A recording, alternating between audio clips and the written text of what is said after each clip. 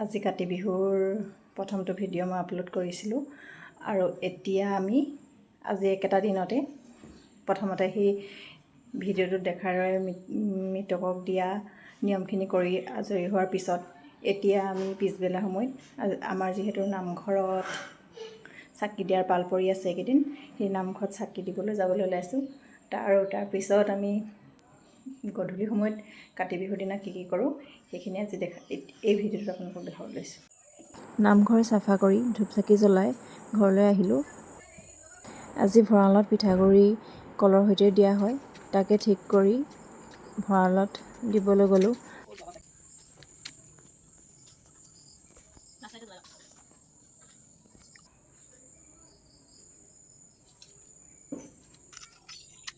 লগতে ভঁৰালত চাকিও জ্বলালোঁ।